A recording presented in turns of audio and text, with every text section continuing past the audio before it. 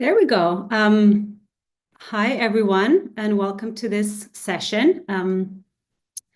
I am Lisa Hultman, a professor of peace and conflict research at Uppsala University, and I will be talking today together with Salma Mousa. Maybe you want to introduce yourself, please. Yeah, sure. Thank you, everybody, for coming. I'm a professor at UCLA studying social cohesion and very proud to be part of Recipe. Our theme is peacemaking, peace building, and reconstruction. Good to see some familiar names in the chat. It looks like some JPAL folks and some of my students. So thank you all for being here. And I will be moderating the chat for Lisa and vice versa. And even though the calendar invite goes for an hour, we can stay for another 15 minutes at the end for a more extensive Q&A where we can unmute and people can have a bit more of a discussion. So looking forward to your feedback and your questions. Thank you. Yes. And so reminder, please use the Q&A and not the chat for any questions that come up. But we might not be able to address all of them as we speak, because at least I don't have the multitasking abilities, but we will, invite questions towards the end. So our theme is peacemaking, peace building, and reconstruction. And that's there we go. So what is it? It's a broad theme that we'll be talking about. But at the core of it, it's basically how can we, or what can we do as an international community to enable a transition from war to peace? And how can those wars be prevented in the future? So I need to rearrange a little bit on my screen.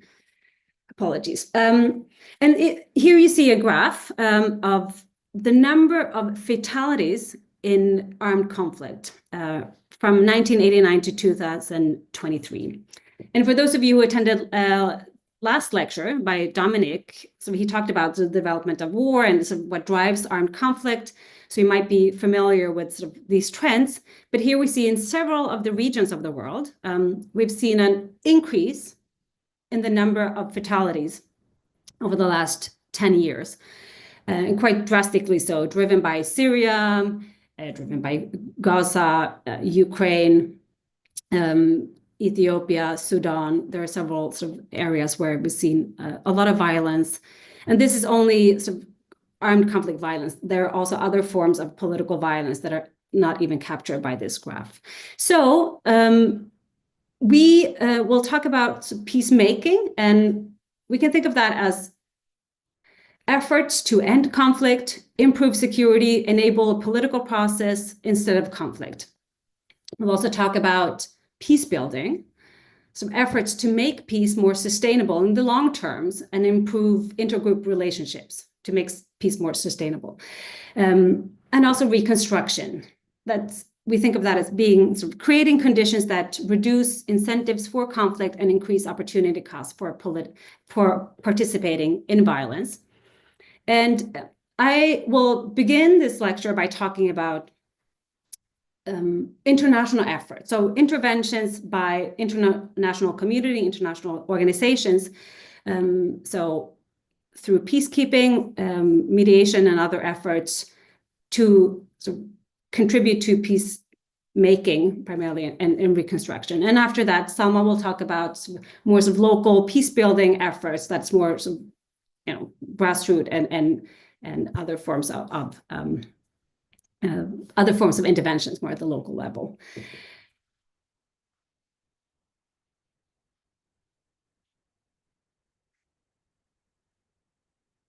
And I'll start by talking about peacekeeping, because that is one of the main instruments that the international community has at its disposal to address armed conflict. Here we see a graph of UN peace operations from 1946 to 24. This is from a new peace missions mandate data set. We have the link.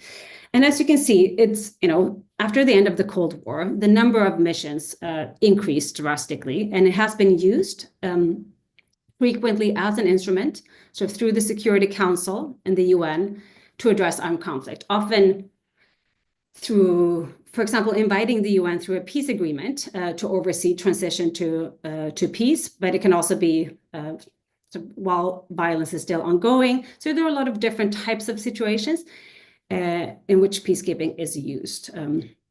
There are also other what's called special political missions that are don't have the military component, that are also used to enhance peace, and often they are replacing, for example, peacekeeping missions when they withdraw.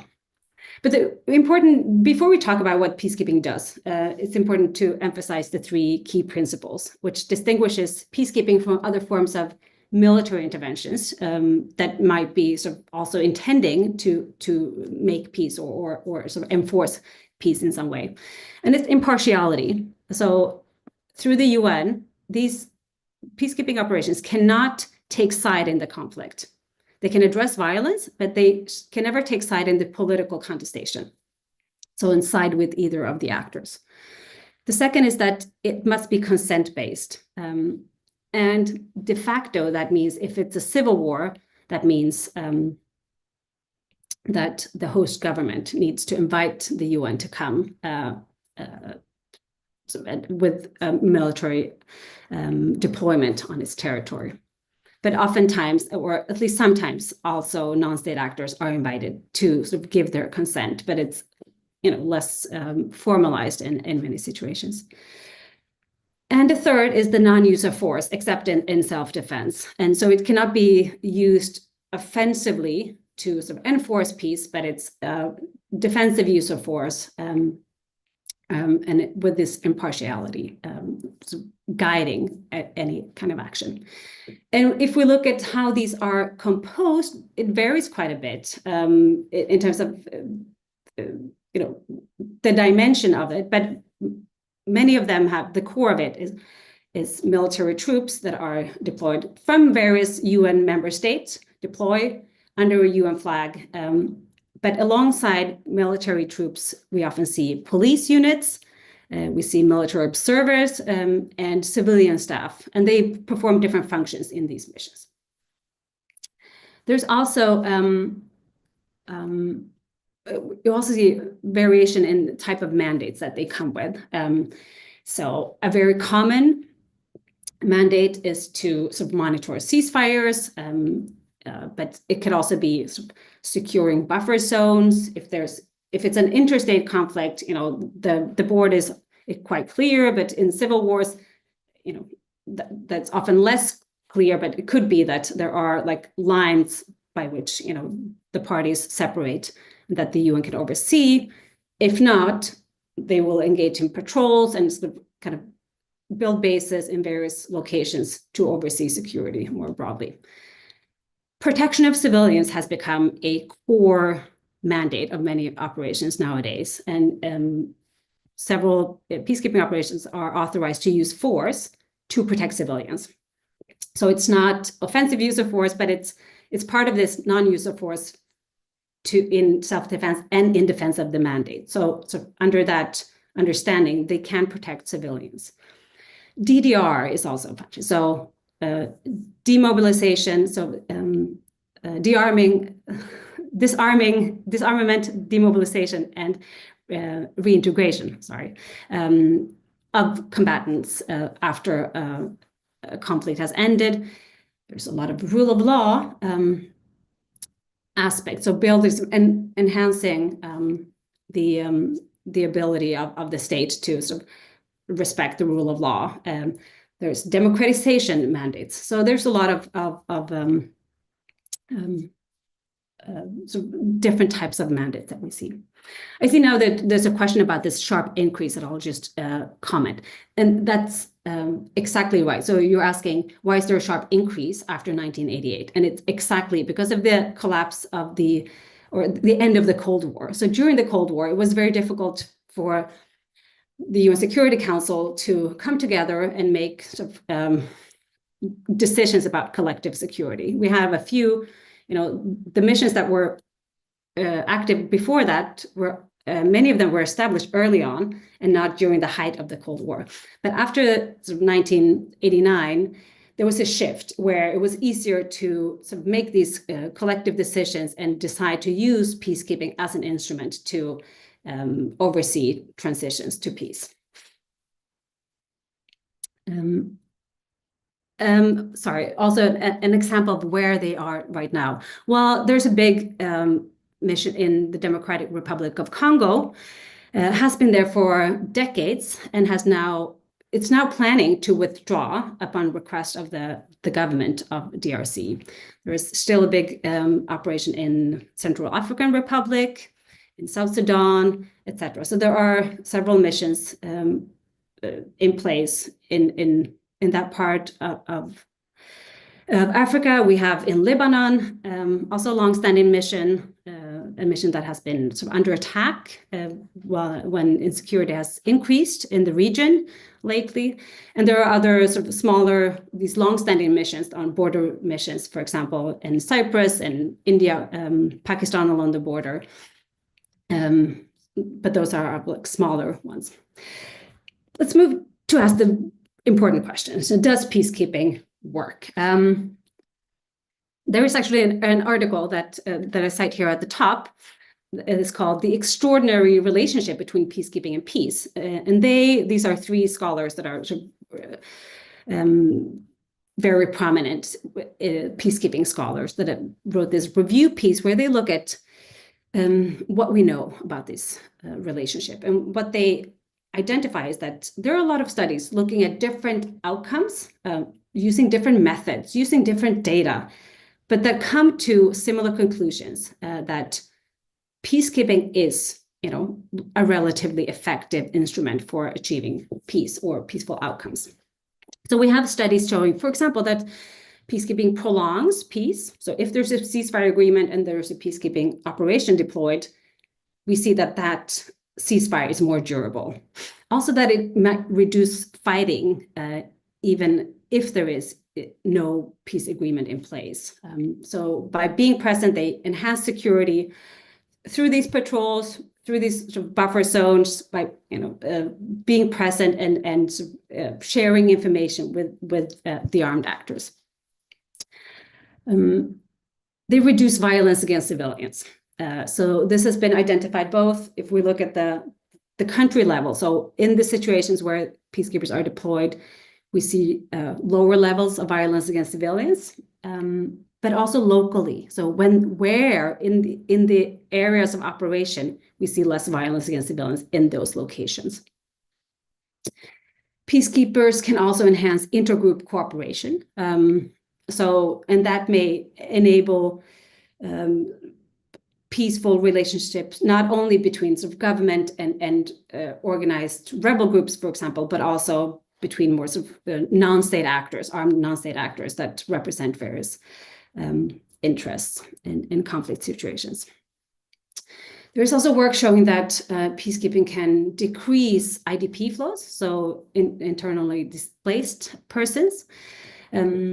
So these are all powerful sort of outcomes. However, there's also work showing that it comes with limitations. So it's not that peacekeeping is a perfect treatment, that it's a panacea, but there are also sort of limitations. For example, peacekeeping is not may even sort of enhance criminal violence under certain conditions. It is less able to address when new conflict actors emerge in a post-conflict setting. It's, we've seen that there's one study that shows that while this ability to sort of decrease IDP flows might not be sort of identified in sort of all situations. So there are definitely limitations, but overall, there is a pretty strong relationship. Here we see an important question is, how do we even measure effectiveness? One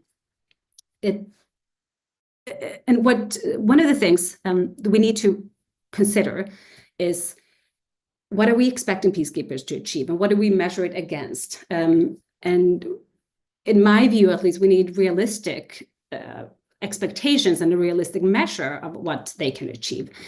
So I prefer to think of relative effectiveness. Are peacekeepers improving the situation rather than are they bringing a complete peace, because that threshold might be too high, and then we're missing a lot of the sort of important things that they are contributing. We can also think of different levels of analysis. Are they bringing overall peace or just local security where they are operating? We need to address selection bias, because peacekeeping deployment is not random. Peacekeepers are deployed where they are most needed, where there's a lot of insecurity, where civilians are at risk. Those are the hardest cases. And so that's something that we need to take into account when we try to measure the effect.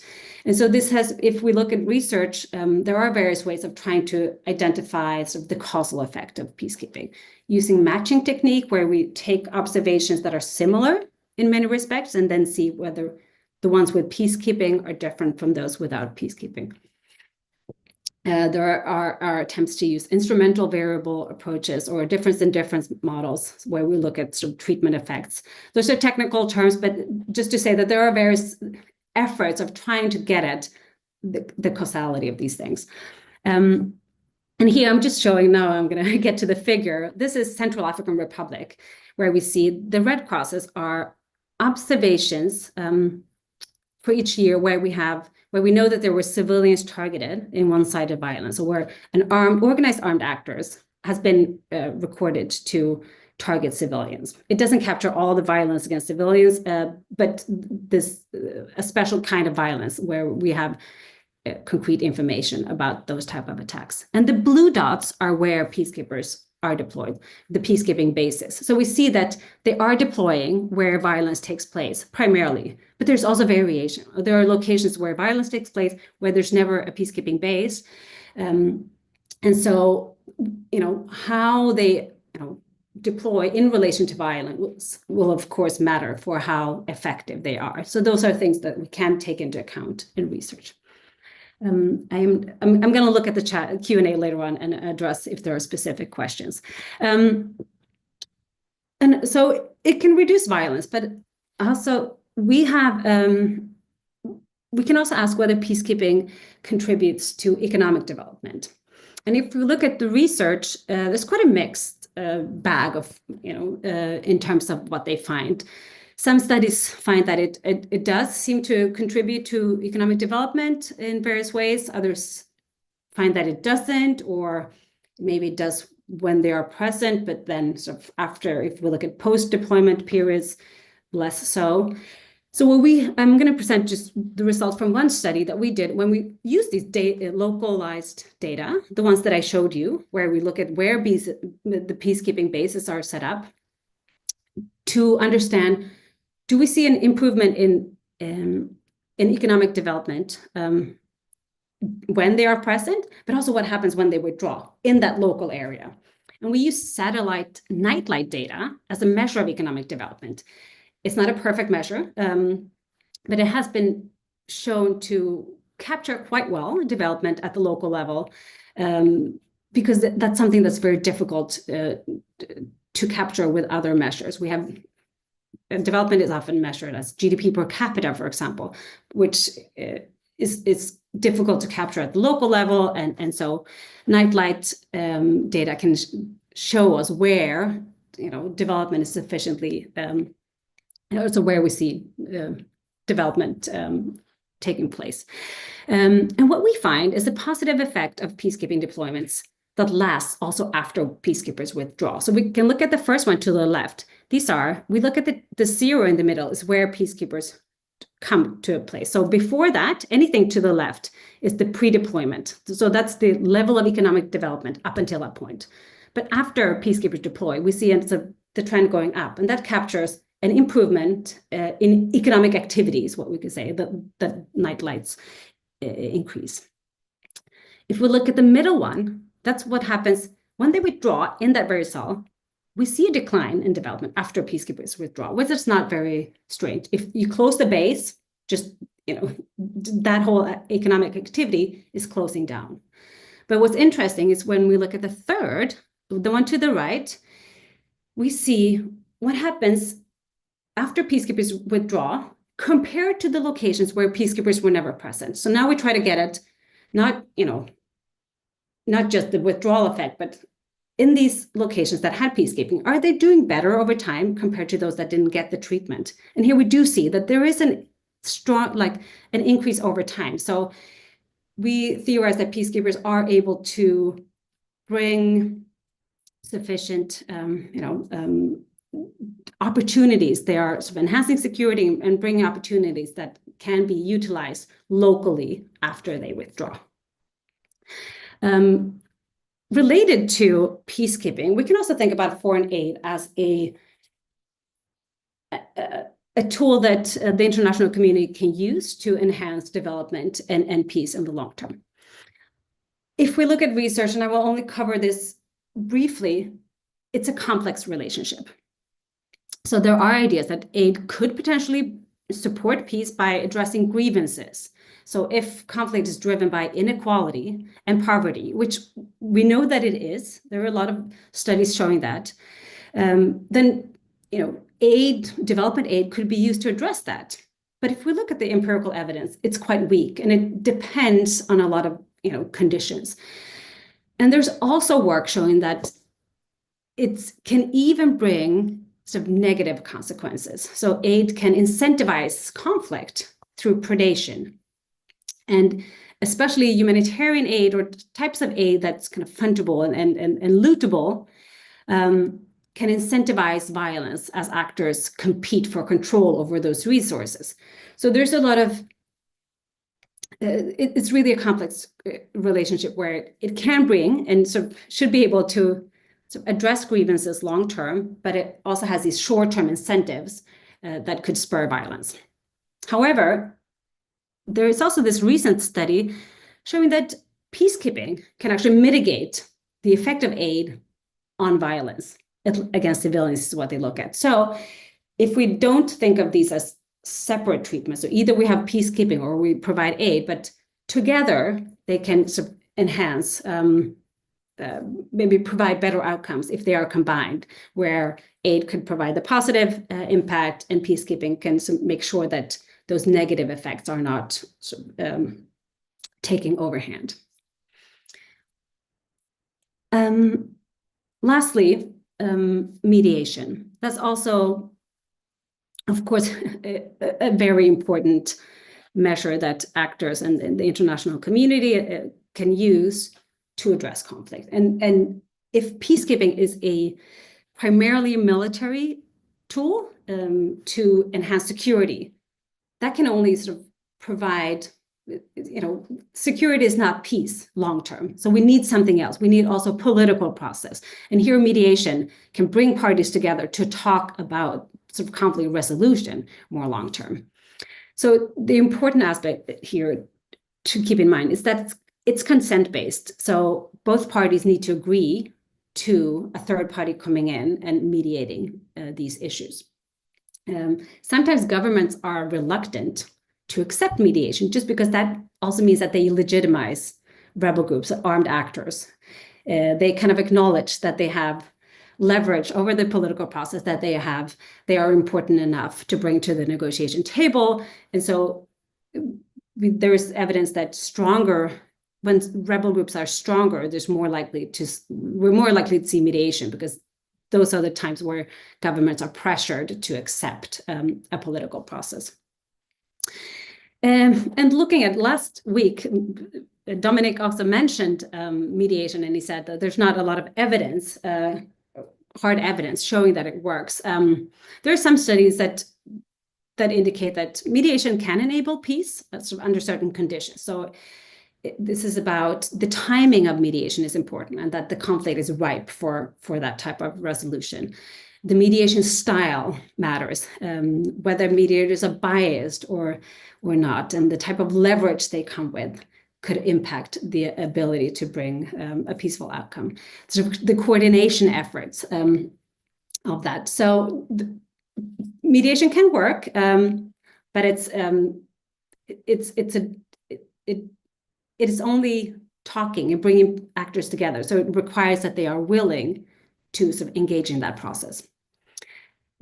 Also with mediation, there are studies showing that there are unintended consequences. So when you open up, when you invite actors to the negotiation table, it sort of you open this space, this bargaining space, where there are new incentives for some actors to use violence, kind of improve their bargaining position, show that they are strong, maybe take new territory.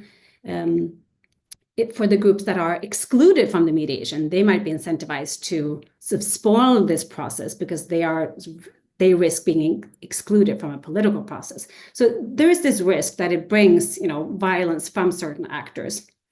But again, research points to these positive synergies of combining mediation with peacekeeping. So peacekeeping can enhance the effectiveness of mediation in reducing conflict because we get the package of both providing security and sort of bringing the political process forward. Even for localized sort of ceasefire, we see this, that mediation, sort of through the peacekeeping operations, when peacekeepers engage in mediation, there's also sort of a positive outcome of that kind. Now, I've been talking for almost half an hour already, so I'm going to leave it now over to Salma. I'll try to address some questions in the Q&A, and then we'll open up for questions afterwards as well. And I will stop sharing, Salma, so that you can share your screen, if that's fine. Okay, great. And I tried to answer some of the questions myself, but I'm not the expert on this part, so feel free to respond like in the Q&A or hold off till afterwards. Okay. All right.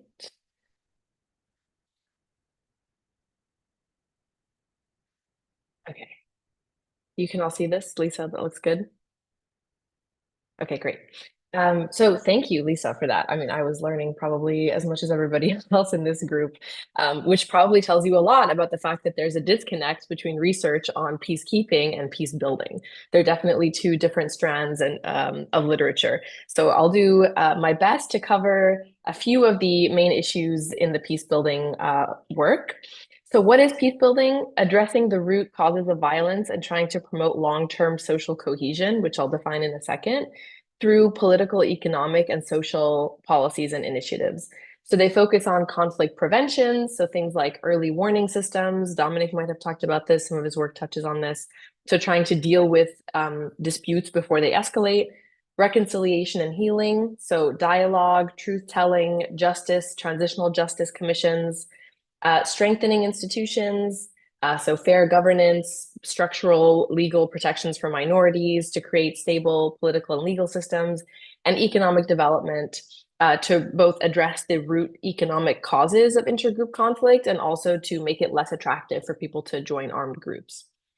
So I'm really going to focus on reconciliation and healing for this talk. And so these are mainly these dynamics happen a lot at the grassroots level, but sometimes they can be led by policy. And so I'll talk a little bit about that interaction.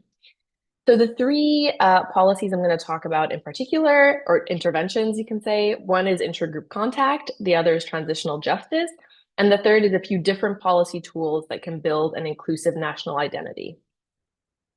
So I'll start with the contact hypothesis. So this was a theory that was popularized in the 1950s, and it was created as a response to the desegregation of US schools. And so this man, Gordon Allport, trying to think about how that desegregation would affect intergroup relations. So it's the idea that intergroup contact under certain conditions. So when that contact involves cooperating toward a common goal, so not competing, and when that contact is endorsed by local social norms, laws, and authorities, so basically it's not taboo, it's not stigmatized to engage in the contact. And as long as it involves an equal power status within the context of the contact, so in the classroom, in the workplace, even though the two groups are unequal in society, that overall that would reduce prejudice, it would forge friendships, and that it would improve intergroup relations. But of course, we have a big selection bias problem, which is that people who are already more tolerant and trusting tend to choose to be in situations where they come into contact with outgroups. And so here's where policy can be really helpful to basically encourage and nudge people who would otherwise select out of having that contact to the people who these policies actually need to reach, the average person, to try to facilitate this kind of optimal contact. And so for a long time, we didn't really know the causal effects of contact because of the selection bias, but we have a bunch of recent experiments, especially from fragile and post-conflict settings, that can tell us a little bit more about the average effects of contact.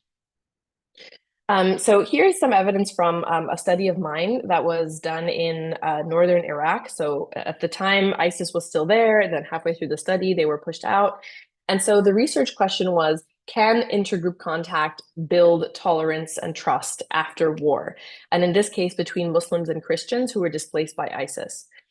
So what I did was use the backdrop of soccer, because soccer involves a lot of those optimal conditions, equal status, endorsed by all sides. So try to keep that contact really optimal, and then measure the effects of playing on a mixed team versus a homogeneous team on real world behaviors. And so here you can see the research design. So there are these teams that were all Christian, and then I added either Muslim players or Christian players. And to preview the main results, contact improved everyday behaviors among the people who met in the intervention, but it failed to generalize into broader outgroup trust. So here are the results more specifically. So on the left panel, you see just the averages for these different outcomes for treatment and control. So control is in purple and treatment is in green. And on the right, you see the difference between the two groups. So that's the effect of being on a mixed team.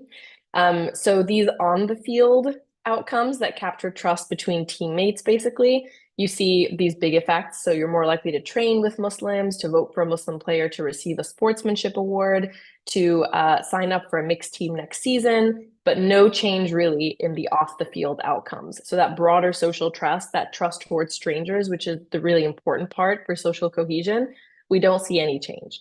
And that's really important to keep in mind, because intergroup contact is a grassroots thing, but if it's done in places where the structural environment is not conducive, so where the security situation hasn't changed, there's still sporadic violence, it's not rational to trust people from the outgroup, then these interventions are much more limited. Here's some evidence from a study in Nigeria, also looking at Muslim-Christian contact, and the context was trying to rebuild trust in the Kaduna province, where there were a lot of religious riots. And so what these authors did was they randomized contact within the context of a computer training course. So you can see the research design there. They either randomize people to get this training or not. If you do get the training, are you in a homogeneous or mixed classroom? And if you're in the mixed classroom, do you have a partner from your religious group or another religious group to work through assignments? And they do this for 16 weeks. And what they find is actually no effect of contact on prejudice. They find some evidence that people in mixed classes discriminate less, but this is really driven by those classes of people from the same religion who are becoming way more prejudiced. So there's potentially some negative consequences of increasing in-group social contact, and maybe mixed settings can guard a little bit against that. So taking these two studies together, it's giving us a little bit of a mixed picture about what contact can do in these places where it's most needed. Shifting to a little bit more positive results, also looking at contact, but here from an institutional setting. So you're not really dealing with that backdrop of insecurity and lack of state presence and lack of rule of law.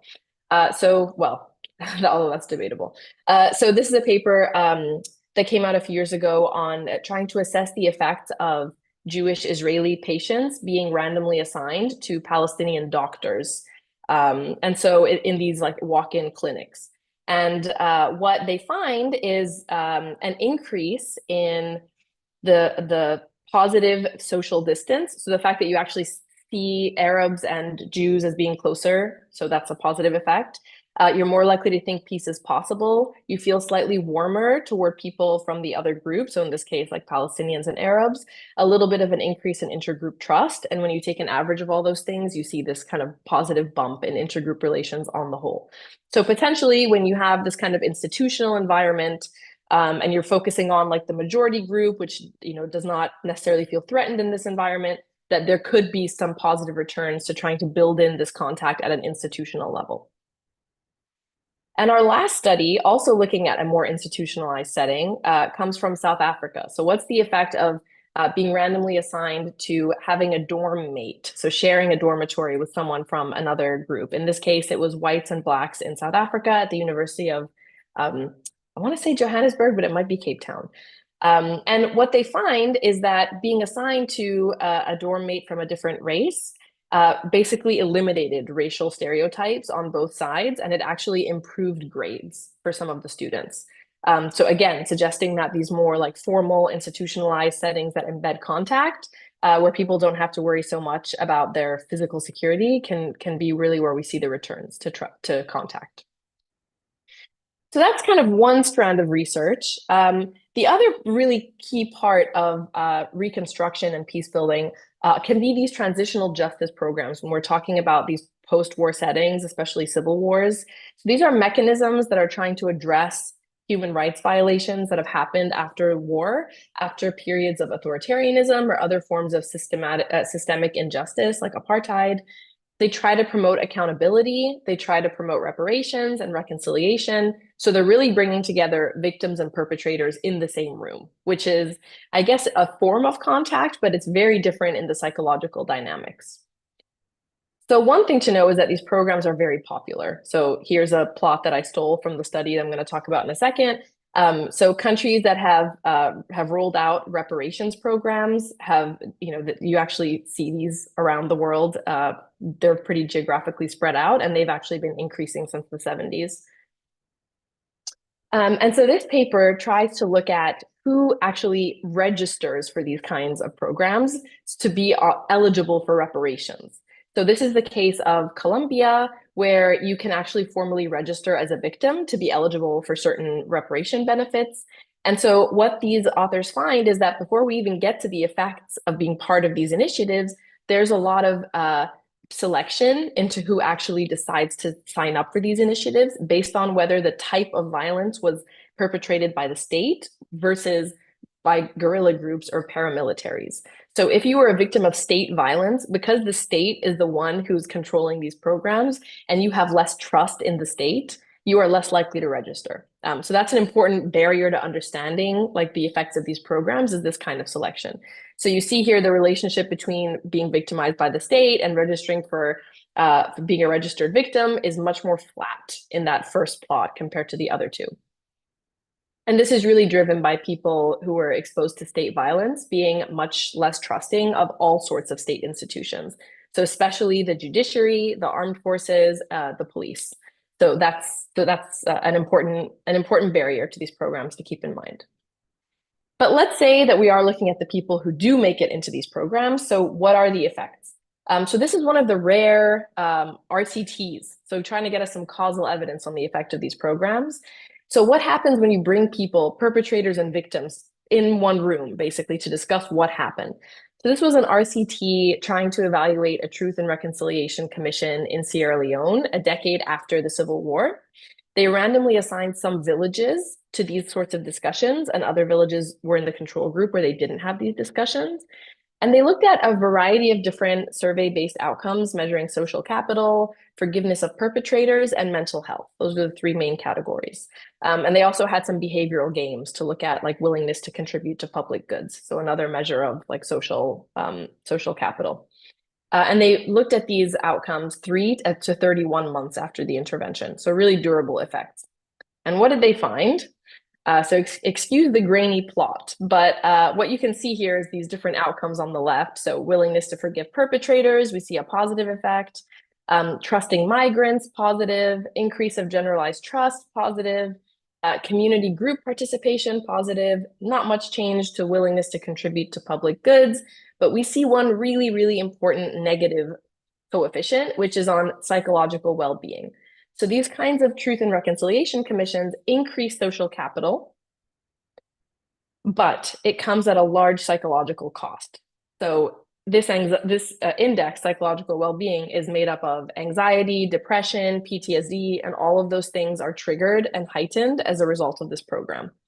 And it might be because people were not compensated for participating, although they weren't punished either. But this is a really important trade-off to keep in mind when thinking about these programs. So I've talked about two different policy tools that we have. So we have intergroup contact, which can be grassroots level or embedded in institutions that affect lots of people. And we've talked specifically about these transitional justice programs. So there's a third policy arm that I think is a really important part of building social cohesion, which is having a shared identity. So I think of social cohesion on the one hand as trust and tolerance between people from different social groups.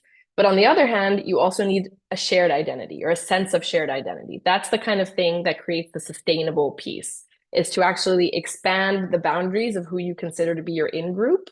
And so those divisions that are based on religion, ethnicity, whatever it might be, that might be more of a fault line for conflict, that those are now shifting to be a more inclusive national identity. And so so a key part of social cohesion is this shared identity. It's something that's baked into human beings. Like, we are very tribalistic. So rather than fighting against that urge, again, it's the increasing or expanding the outgroups of who is considered someone I consider like me, rather than trying to fight against that instinct. And at any given moment, we have lots of different identities that can be activated.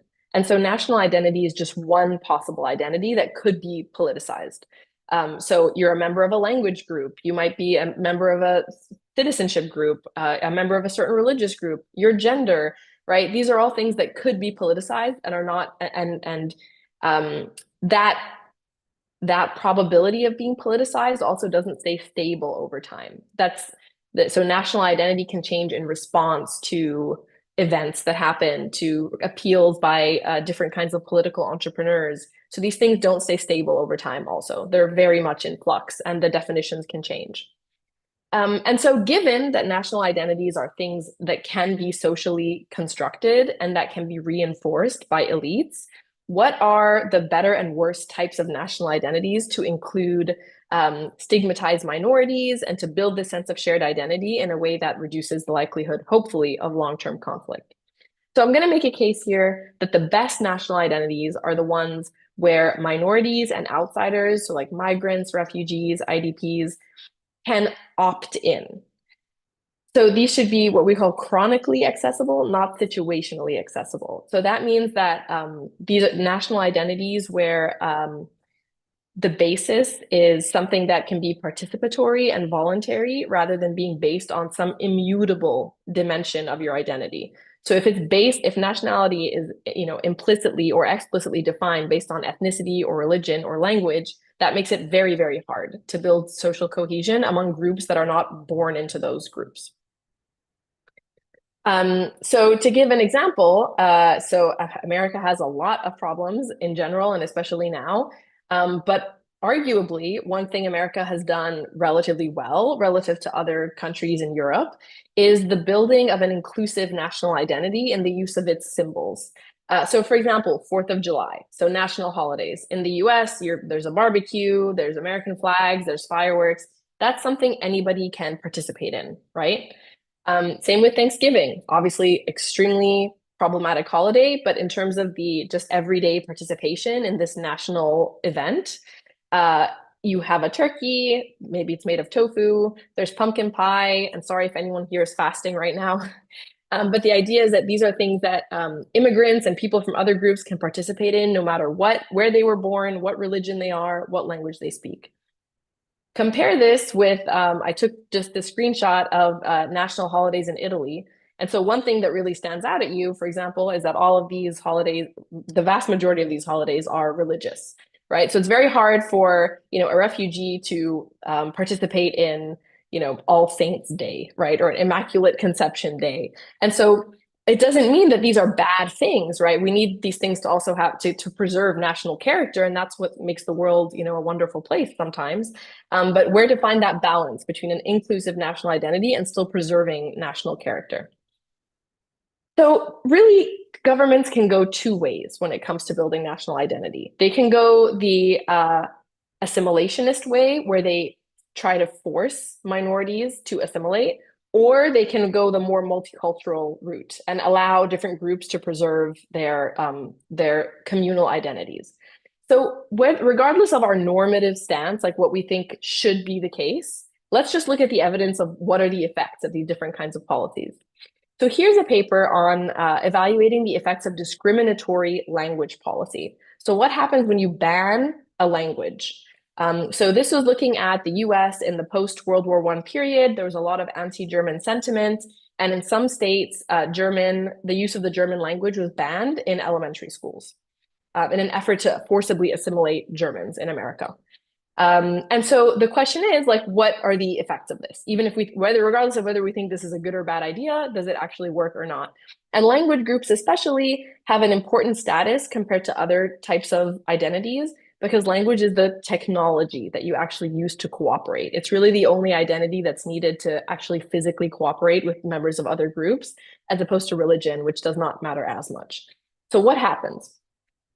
So this paper looks at the effects of banning the German language in these schools. So there's two comparisons. There's the age groups in the states that were affected by the ban that were just old enough that they were not affected versus the kids who were still in elementary school and were affected. And so here you see the effect on volunteering for World War II to fight for America. And so you see in the older cohort, there's no difference between states that had the law and didn't have the law. And then when you shift to the cohort that was affected, you see this big difference where in the states that have the law, there's a much lower chance of volunteering to sign up for World War I. And you see this across a range of outcomes. So those cohorts that were affected by the ban were less likely to marry Americans. So intermarriage is one of our high bars for social cohesion. Less likely to volunteer for World War II. Sorry, that should be World War II. And less likely to give their firstborn son an American name. So they actually clung even harder to their German identity. So these assimilationist policies actually have these unintended consequences of forcing the discriminated group to actually turn inward and cling to that communal identity even more. So it's actually bad for social cohesion anyway. So keep that in mind when you hear these debates like we're having in the US now about having an official language and cutting federal funding for translation services, that regardless of what you think, it should be based on values, that they tend to not work. Now we're shifting to another study looking at a more positive approach. So what happens when you remind people that they have this shared national identity? So this was a field experiment done in Malawi to prime people to be thinking about that inclusive national identity. And so the theory is that this kind of priming is going to override people's more communal ethnic identities. And so the specifics of how this was run was this was a survey that was done in Malawi where some people were randomized to be exposed to this discussion around the symbolism between these two flags that were both being considered for the new flag of Malawi. So this kind of national debate that was going on in Malawi at the time. And this, just being exposed to this national flag debate, even in the context of a survey, it mobilized Malawians to ignore ethnic differences. So if you saw this national flag discussion, your sense of national identification increased, your trust in people from other ethnic groups increased, and it also reduced trust a little bit in people from your ethnic group. And so this suggests that even these territorially defined nations in post-colonial Africa can potentially create these inclusive national identities without needing to go through the centuries of, brutal repression of minority groups and minority languages and ethnicities that Europe went through in order to create that nation state identity. I know someone has a hand up, but I think we're going to stick to writing comments in the chat, if you will, and then we'll have plenty of time, hopefully in a couple of minutes, to go through them. And a final study looks at the effect of also an inclusive national identity, but in this setting, using education and curriculum. So how is history taught? So can education actually be used as a policy tool for building this shared narrative?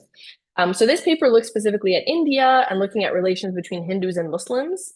And it asked the question, can history education make minorities feel more included and make majorities more likely to accept them? And so they look at the supply and the demand of minority political candidates. So does this inclusive curriculum make minorities more willing to volunteer to sign up to nominate themselves as a leader? So potentially, this is a proxy for running for political office. And does it make members of the majority group more likely to accept that candidacy? And so the idea is that inclusive national histories can increase minorities' sense of entitlement to lead. So they actually feel like they deserve to be a leader just as much as a member from the majority group, and it makes others more accepting of that leadership. So this was an online experiment with thousands of respondents in India where they were exposed to an inclusive, an exclusive, or a neutral framing of Indian history in a way that is supposed to design to mirror what history curricula look like. So here's an example of what people were exposed to. So these historical representations of Indian history. So they had like a module on ancient India and one on medieval India. So here are the two different framings. So on the Hindu right, you can talk about ancient India as this antiquity of uniquely Hindu culture, or the secular left can frame it as this history of migration, class and conflict. Moving to medieval India, you can focus on Muslim religious invasion and Akbar the Destructor, or you can frame it as trade and cultural exchange, focus on tolerance during the Mughal Empire and Akbar the Great. So these differences in framing, talking about the same events in a way that is more inclusive of Muslims while still preserving the same facts. So what is the effect of that? So what we see is that, so here the orange are the Hindu respondents, the green are the Muslim respondents, and the gray is the average. And so what we see is that inclusive narratives make Muslims, oh, and so, sorry, the left panels are, you can see it says on the x-axis, there's the exclusive and exclusive effects, and they're both benchmarked against the neutral treatment. And so we have the different outcome groups. So what are the different contributions of Muslims relative to Hindus to the development of India? What are the perceived Muslim contributions, perceived Hindu contributions, and then the difference between them, and then prototypicality, which is like, do you think these people are representative of Indians in general? So they don't see any movement there, but they do see that inclusive narratives actually lead Muslims to be more likely to see themselves as central to the nation. They're more likely to see themselves as deserving of leadership, and they're more likely to be willing to lead. So I don't show the results here, but those are different outcomes that they have. And the exclusive narratives mean that Hindus are more likely to see themselves as central. So there's some different effects there where you see much stronger effects among minorities, but some evidence that minorities are more willing to lead and Hindus are actually more willing to accept them. But this is all done within the context of an online survey experiment. So the question of whether this generalizes, right, to Muslims actually running for office and how this would work if this curriculum were rolled out in schools, that's still an open question. But it gives us some evidence that this is plausible, that there is some effect of this framing, especially for stigmatized minorities. So taking stock, so hopefully I've shown you that social cohesion can be measured in a range of ways, but really the core components, to me at least, is personal beliefs when it comes to like intergroup attitudes. So are you actually prejudiced or tolerant of people from social outgroups? Trust towards strangers, especially outgroup strangers, and having a shared identity, typically a shared national identity. We looked at 3 different strategies for trying to build that. So contact in general typically reduces prejudice, but it's very costly to set up. There's social barriers, economic barriers, psychological barriers, right? People select out of that contact typically. And even though we see these positive effects, those effects are much more mixed in settings where the structural environment is not conducive to trusting strangers. But nonetheless, institutions like the healthcare system or the education system, like looking at classrooms or hospitals, can be designed to optimize for that kind of cooperative intergroup contact specifically. The military and dormitories, those are other environments that governments have control over where they can be explicitly encouraging this kind of contact. Transitional justice programs also have mixed results, but in general, we don't have that much evidence. The evidence we do have suggests there might be this potential trade-off where these programs increase social capital and social networks and willingness to forgive perpetrators, all that good stuff, but it could come at the cost of mental health for the participants. And we do find evidence, at least from Colombia, that there are these systematic barriers to access for victims of certain types of violence. So if the state is running these transitional justice programs and the state is the one that victimized people, you have a problem with getting people to sign up. And finally, inclusive national identities can be a long, brutal, bloody process, but and they can be very quick to destroy and take a long time to build, but they are socially constructed things, and the boundaries are always changing. And identities, national identities where people can opt in based on some kind of ideological commitment rather than these innate identities that people can't change, are best. And these identities can be reinforced and built using a range of national symbols and using education curricula as a policy tool specifically. And we do see backlash effects of assimilationist policy. So I showed you this evidence of backlash effects in the US. Those same authors also have a paper looking at the effects of banning the headscarf among Muslim girls in France and find very similar effects. So banning the headscarf in French public schools in the mid 2000s actually increased the dropout rate of Muslim girls. It lowered their labor market integration like decades afterwards. So whether or not you think these policies are the right thing to do, they don't work from the evidence that we have so far. And so we need policy tools that address the structural roots of conflict in tandem with the grassroots stuff. So that's maybe what I want to leave you with today is the effectiveness of these grassroots interventions that are aimed at improving the everyday interactions between individuals. They are really reinforced by what's happening at the elite level and the structural environment that makes those interactions being trusting a more or less rational decision, especially for members of minority groups. And these things reinforce each other. You need that happening at the grassroots level to inform policy and vice versa. Okay, I think we're right on time, so I'm going to stop screen sharing there. Thank you so much for all the sort of, discussion involvement, all the questions from the audience. I hope you saw in the chat that you can request the slides. Yes, we do follow do the continued lectures from Recipe. Next week, Austin Wright, Public Policies and Peace. It's going to be fantastic. He's a great scholar. Especially those of you who are asking about policy tools in particular might be interested in that one. Thank you everyone for coming. You can always reach us at our emails. They're posted online. And thank you for a lively discussion. Take care.